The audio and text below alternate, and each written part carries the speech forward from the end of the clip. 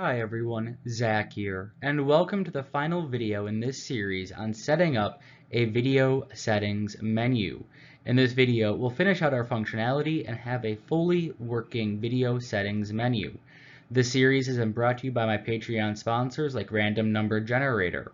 That said, fire up your project and let's get started.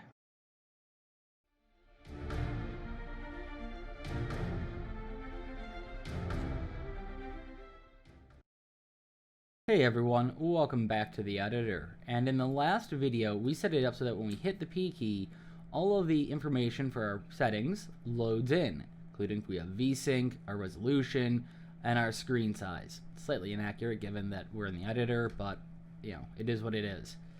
And we set it up so that if we hit P again, we can open and close the menu. So in this video, we're going to set up a bit more functionality so that we can actually get this to update correctly. And what we're going to do for this is we're going to create a function inside of our settings screen that we call from our selector. And this will be how we update our values.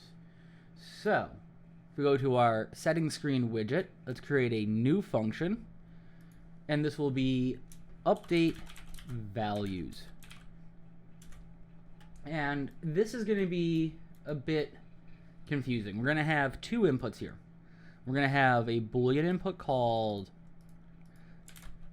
sorry about that, we're going to have a Boolean input called bypass. And we're going to use this when we're bypassing our overall settings. And then we're going to have another one, so we know which one we're looking for when we're bypassing on our index. Called index. And this will be of integer. And we're going to use the index that we assigned,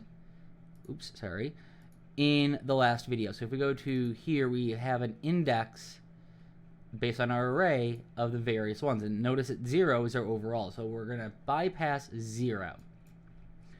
The first thing we need to do is we are going to actually worry about the accept button down here. So we've already named it, which makes it so much easier. I didn't remember naming it last time. So we're going to grab our accept button and we are going to set visibility. And we're going to set this to visible. Because remember, it's hidden when we haven't updated any of our stats. So we'll plug that into the execute there. And then we're going to have our first branch. So this just makes the accept button visible. And we'll go into our bypass. Let's put a couple of reroutes in just to make it a little bit easier to read. And what we're going to do if we have a bypass and it's true is we're just going to return. If we're not bypassing. So if we actually are going to look at changing one of the settings, we're going to need another branch. And this branch is going to tell us if it's the overall we've edited or not. So we're bypassing if not related to overall quality. Now any change we make outside of, so let me just point out something here. So any change we make to one of these, view distance all the way to anti-aliasing, will go through the false on the bypass. Window mode, full screen type, resolution, VSync, those will be the bypasses because they don't have anything to do with the overall settings. If we just pop that back open again, if we change this, we want that to change to custom. So we need to bypass when we're dealing with anything not related to the scalability. So what we're going to do is we're going to check first, which are we updating? And in particular, we only care, are we updating the first one, which is the overall or not? So let's put a couple of reroutes in here as well, make this just a little bit easier to read. There we go. Let's drag that down there. And what we're doing is determining if overall was edited. So if we change the overall, then we're going to do something different than if we change the individuals. So let's just grab off of here Actually, first, let's grab our video settings array, and we're going to do a for each loop. So if it is equal to 0, what we have done is we've set, we want to update everything the same way. So all we're going to do is we're going to set value. We set the value. Now, what are we setting it to? Well, let's get our video setting. Let's get a copy. And we don't need to worry about the index. We know it's going to be 0. It's the overall. So whatever the overall is set to, we want to take that value, so the setting value, from the overall and pass it into every other one of the settings we have. So if overall, update all other values. And we know again that we can just get 0 because 0 is our, if I can find where it is, our overall quality. And if it is not 0 we've edited, then what we want to do is we want to get the overall quality. So let's find our overall quality here. And we want to set value. And we're going to set the value to 4, not 40, to 4. We just plug that into there. And this is if a specific value is changed, set the overall to custom. And remember that if we go into set value and go into here and select text, 4 is our custom.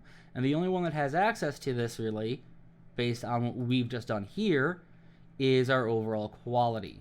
In theory, you could put custom on any of them, but since custom doesn't work for this, you'll never see it on the other ones. All right, and once we've done all that, we can have our return node. Just gonna drag this reroute down to here and move that up a bit. And we can plug that into there. So let's just line that up. Let's save this. Now let's go back to our selector. Let's go to our event graph, and we don't need anything else open for this one. In our event graph, all we're gonna do is we are going to get our reference to the parent widget, so the widget we were just working in, our settings screen, and we are going to get our update values. All right, and because this is the button ones, the ones that are related to visual quality, we aren't going to bypass, and our index, we're just going to pass in from whatever index we've assigned this. And we're going to copy all this down here. And if we're going down on our settings, we'll change it that way. So if we save and compile now and hit play, open up our... Oh, hello, that's a new error. Infinite loop found. Settings selected, change value. Oh, sorry, the reason for that is I put this in the wrong spot. Okay, we don't need that there.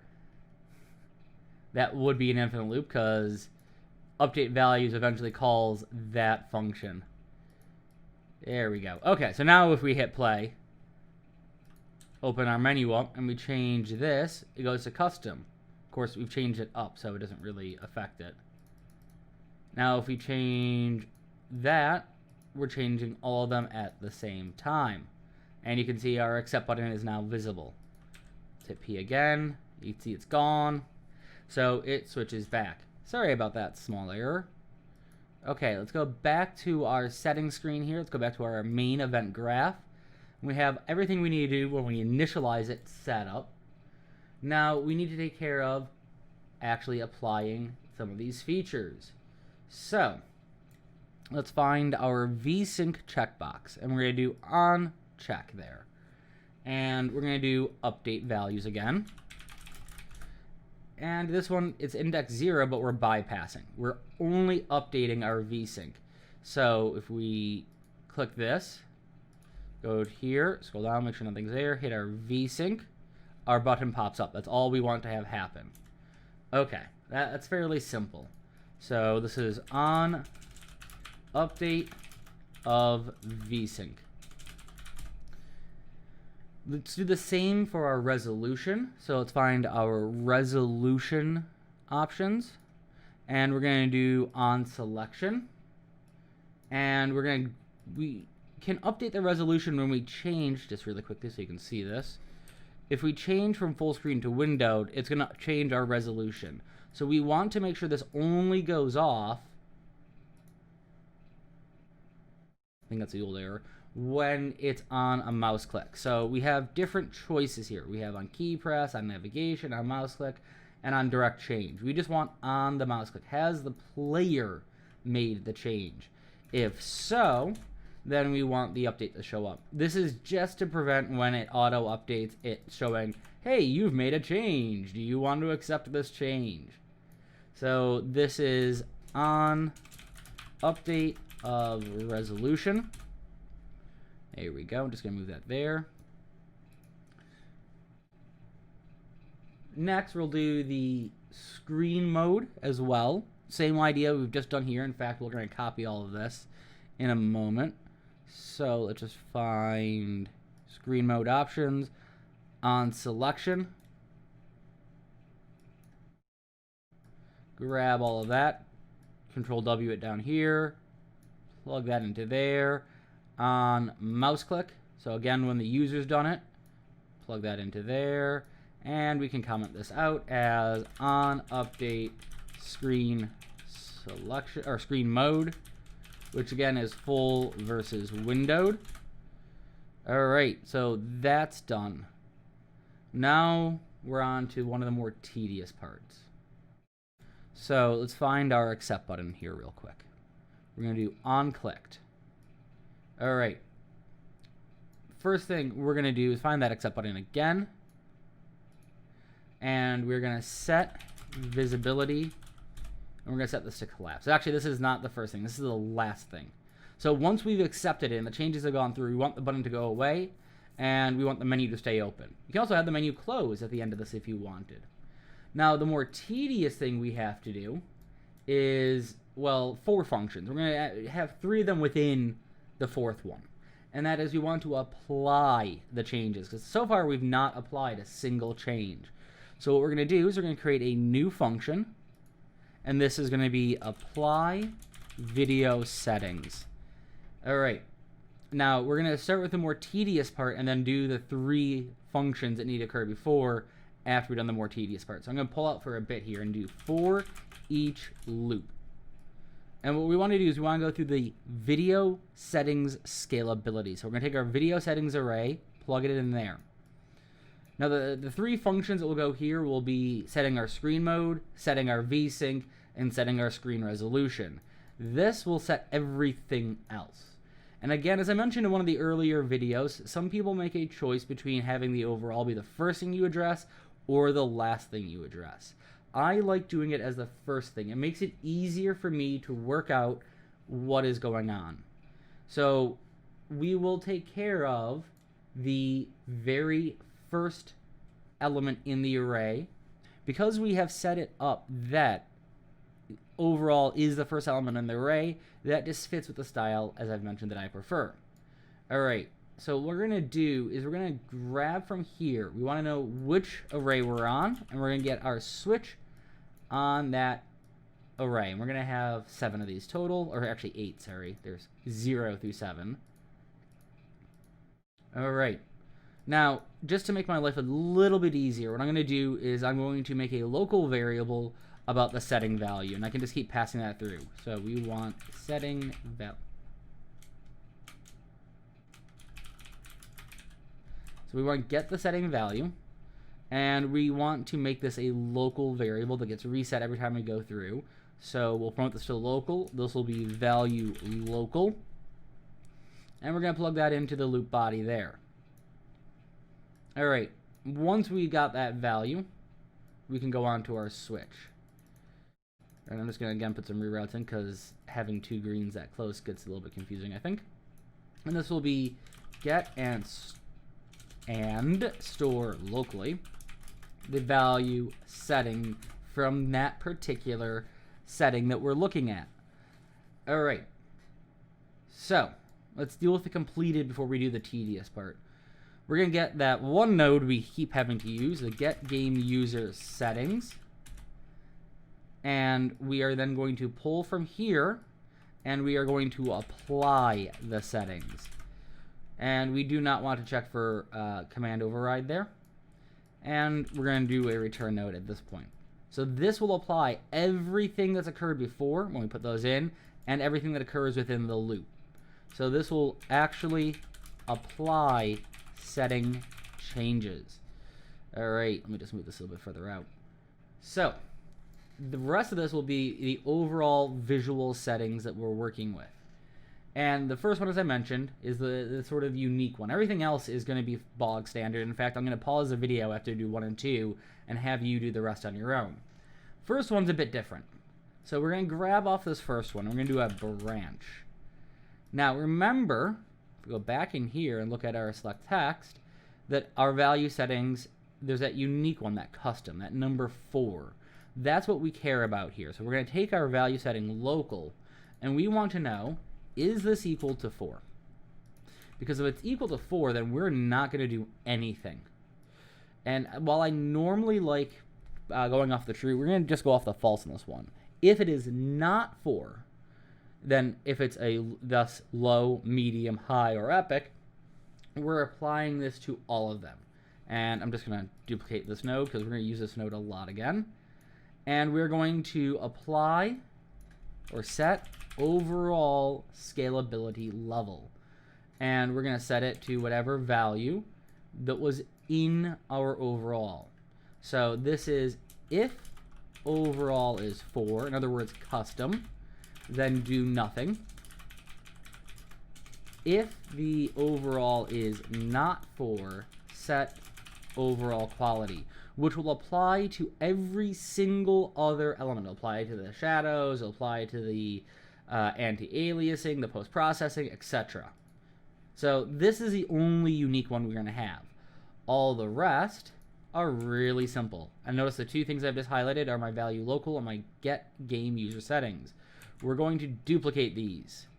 And here, all we're going to do is we're going to follow the order in which we've applied them. So view distance, texture, shadow, foliage, visual effects, post-processing, anti-aliasing. I'm just going to move this to the other window so I can have that up and see what I'm doing. So it's set view distance quality. Plug that into there. Plug that into 1. Take these. I'm just going to Control C instead of Control W. And actually, I'm going to quickly comment on this. This is set view distance. There we go. And line that back up. All right, I'm going to paste those back into here. And the next one is texture. So set texture quality. There we go. Before I comment this one out, I'm going to move it down a tiny bit. Set textures. Okay.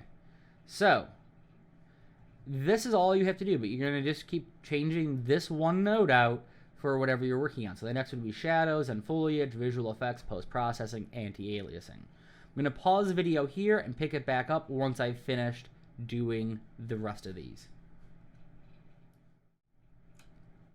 Okay, so I have all of them set in, and I'm just going to grab all of 1 through 7 here and just slide them down a bit so I can put a comment in. And this comment will be custom, let me type please, custom settings for each video quality element. All right, we don't really need the comments, but apply scale up. I just spelled scalability wrong. Scalability values. All right, so now that when we change something, so if we actually go ahead and hit play now, and let's look at the shadow there below him, and we lower the shadows, so notice it's on custom, and hit apply. You know what? Why that didn't do anything? We forgot to actually, call the function in. So let's put that function in real quick there and plug that into the hide the button. All right, now let's test it. Make sure that works. Let's take a look at the shadow. We can see the shadow in front of him there. Go to shadow here and set that to low. Scroll down, hit apply. And notice the shadow's gone. Now it changed screen size due to these settings, and well, actually not due to these settings, but due to things. Actually, it is due to these, but it isn't due to what's on the screen here. It's due to the fact that the Pi editor is a windowed full screen. It should be at the resolution your screen's at, so that's the resolution my screen's at. We will, if you do this as a standalone or as a package product, it will run better. It won't have that issue. You won't be able to fully test these out, as I mentioned in an earlier video. When you're doing it in the Pi editor, you have, or in the simple play, you'd have to switch it over to either a standalone game or to package it and get it to work. Okay, so now that we've done that, let's move on to those 3 functions I mentioned earlier. Let's do the simplest of them first, the VSync. And we're going to just do that in here, actually. I'll grab that note so I don't have to type it in. And what we're going to do is we're going to set VSync enabled. And if it's enabled or not is based on our VSync checkbox. So we're going to grab our VSync checkbox here, get it, and we're going to do is checked. If it is checked or not, just gets passed into there. All right, let's just plug that into there, plug that into there. Take these nodes, actually we're going to comment them first, set VSync.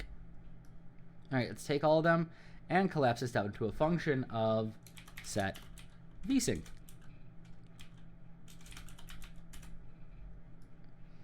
All right, that was the easiest, I think, of the 3 we have to do. Let's do the next easiest. Actually, let's go in here and clean this up first. The next easiest, which is the 3rd one, is our set screen resolution. So let's go back to our apply settings here. And what we're going to do is, again, we're going to just take this node just so it's easier. We are going to set screen resolution. All right, well, how do we set this? Well, this is a bit tricky. It's the same way as which we filled our options list. So let's work backwards. Let's make an input or endpoint, and we're going to then just leave that there for a moment. Let's grab our resolution options. So that should be somewhere in here if I can find it. Resolution options, get it. And we are going to get selected option. Now this is a string. Now we can't just break this string and get something from it. We have to split it. So we have this nice split thing, which splits a string into elements. And remember, this is also going to be case sensitive. So in the string, what we're going to do is we're going to ignore the first space we have, the X, and the second space we have. Because if you remember, let's go back here for a minute. That's the wrong one. Let's go to here. We put an X in it. This is case sensitive. So remember, it has to be whatever case you use here. That's an uppercase X. Then you need in your split here an uppercase X. I've used a lowercase x, so I have put a lowercase x into the split. We're going to ignore the first case, and we're going to go from the start. So we end up with 2 strings. The 2 strings we end up with are one from the left of what we're ignoring and one from the right of what we're ignoring. If we go back to this resolutions here, the X value is to the left of what we're ignoring. The Y value is to the right of what we're ignoring. So left of what we're ignoring is X value, as I said, and right of what we're ignoring is the Y value. It's actually fairly simple. So let's just grab this, plug that into there, and plug that into the loop here. All right. So now that we've done that, let's select all of these and collapse this down to a function of set screen Let me just make sure that C is not capital. Set screen resolution. There we go. And we can drop that into there. All right, we've done the simpler of the two. Now we have the more complex one to do. And this will be our, if we're windowed full screen or windowed full screen. So what we're gonna do is we're gonna grab our screen mode selection option. I think that's what I called it. Yeah, it is. And what I wanna do is really quickly with this selected, I wanna go back to the designer and let's just find it in here. Screen mode selection options. Full screen windowed. I'm actually going to copy these in a moment to make my life a tiny bit easier. We're going to get selected option, just like we did in the previous one. Now, we have only two options. We know what they are. So we're going to do a switch on string. All right. So we're going to have two inputs here. Now notice it says case 0 and case 1. This is a problem because it can't tell what case 0 and case 1 is. This isn't like an enum. We need the actual values. So with this selected, what we're going to do is expand pin names here. And case 0 is full screen. Let's go back to our designer. And case 1 is windowed. Select that again. Put windowed in there. Okay. So if we're windowed, this is really simple. We have nothing else to worry about, right? So we're going to get game mode user settings. Sorry, get game user settings. And we are going to pull from here. And we're going to do set full screen mode. And we know this is windowed. So we're going to change this value here to windowed. Fairly simple, right? All right, let's just move this down a bit further before we collapse it into a function. We have this other one now. And we're going to have another switch. So we need to get our full screen options. There's our full screen options. We're going to get it. And we're going to do another switch. Oh, sorry, hang on. We're going to get the selected option. Now, we could do this on the selected index, but I felt like showing how to do the strings. It's perfectly fine to do the selected index. It's just 0 and 1 for each of these. And you just need to know which one is which, but I like having the text on screen. So we're going to do a switch on string again. And again, this one has 2 pins. Let's go back to our designer for a moment. And full screen options. First one is full screen. Second one is windowed full screen. So select that. Case 0 is full screen. And because this is case sensitive and it's looking for an exact match, that's why I'm copying and pasting. So we're going to use all 3 of these. We're actually going to use the default this time. So we didn't use the default here because, well, we don't know what the default's going to be. And you might have that set in your game. You might want to pass it through either to here or to the windowed option, depending on what you're doing. All right, so the default and full screen will be the same. We're going to get game mode user or game user settings. I'm not sure why I keep saying mode. And we're going to should have just copied that entire thing down there. In fact, that's what I'm going to do now because we have to do this twice. So let's just grab that and grab that. And we're going to plug that into there. And we're going to plug the default into there. So in the full screen and default one, we want full screen. In the windowed full screen, we want windowed full screen, of course. All right, just really quickly, I'm going to plug the execute in just for one of these because there is our function. We're going to collapse that down to a function, and this will be set. I'm not sure why my fingers are off to the left or right.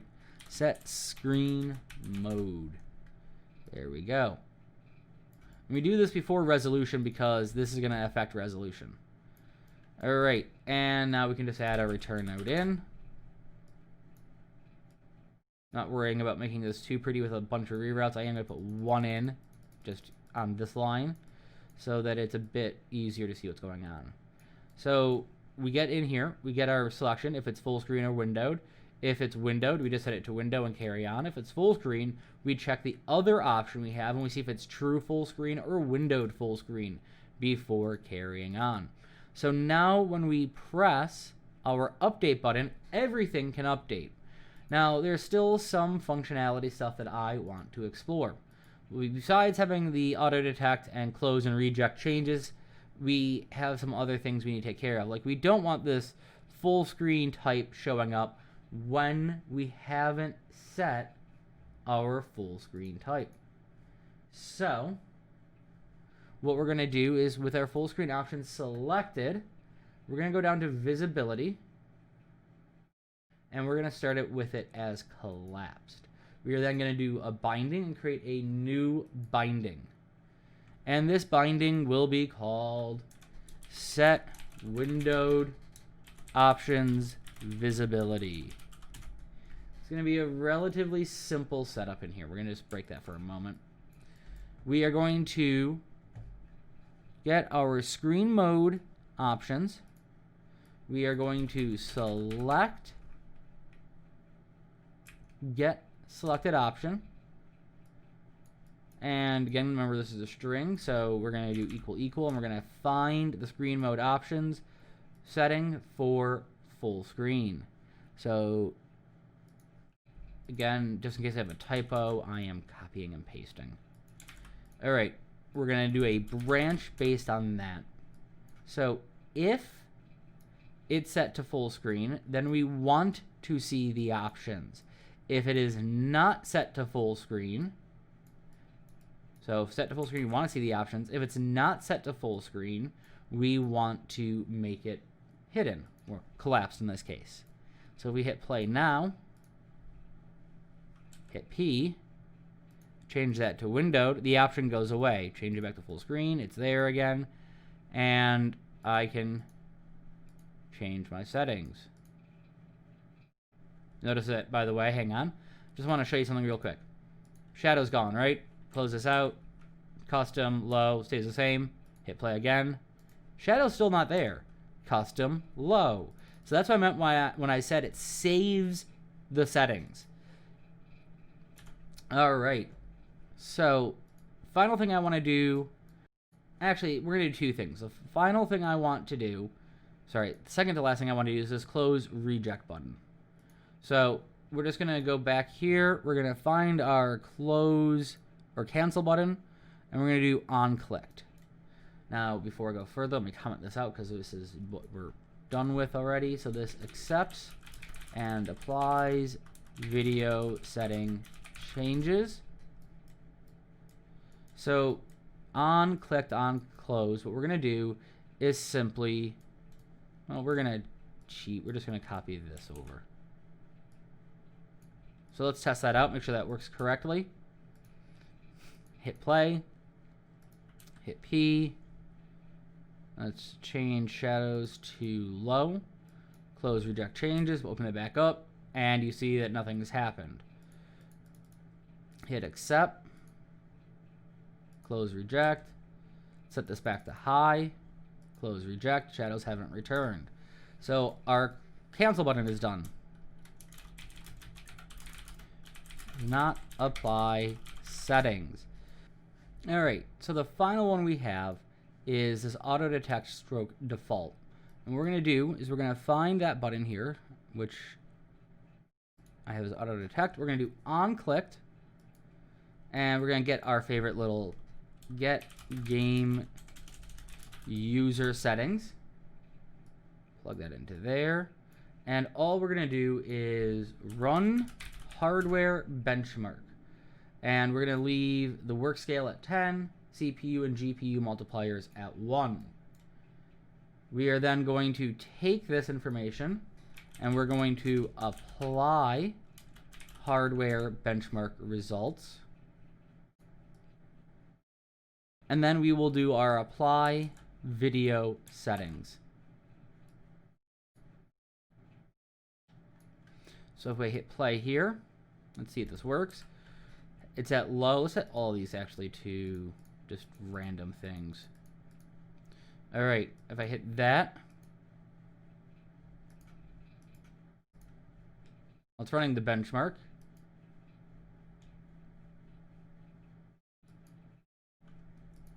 Oh, okay.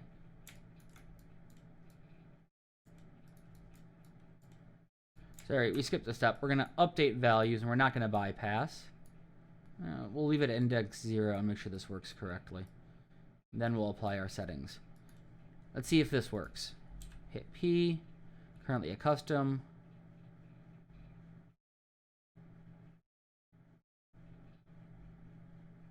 Set it all to custom. So we're getting closer to the right thing here.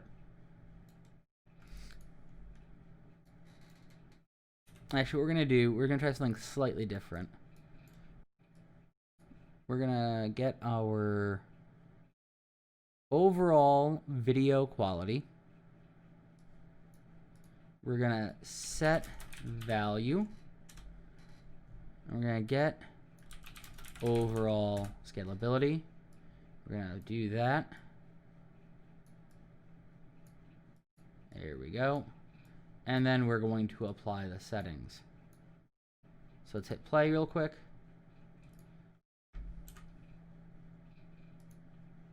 Just change that all to epic.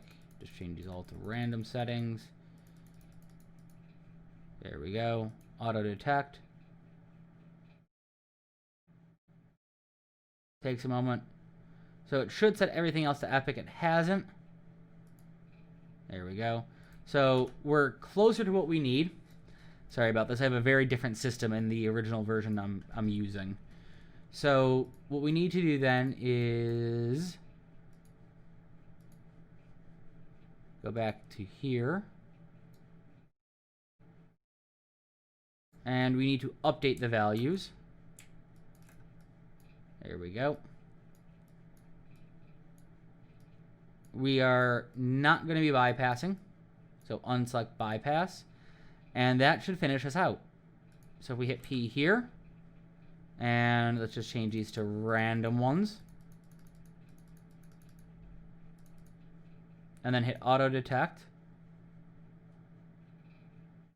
Give it a moment to run. There we go. It changes them all to epic. And we can accept and close that out. So that takes us through how to make our custom video settings menu. Again, I realize this isn't the prettiest menu, but hey, it demonstrates the functionality that we need.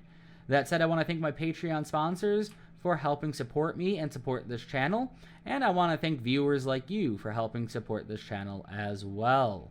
All of that said, if you want to help this channel out, please, please, please, please hit the like button down below, because YouTube's algorithm runs on likes. Also, make sure to hit that subscribe and notify icon so you know when new content is out. And also, consider becoming a Patreon sponsor. You get access to some of the behind-the-scenes materials, some of the projects, and you have a chance to run your projects past me at certain tiers. All of that said, I look forward to seeing you in the next tutorial I release, and I hope that you have a wonderful day.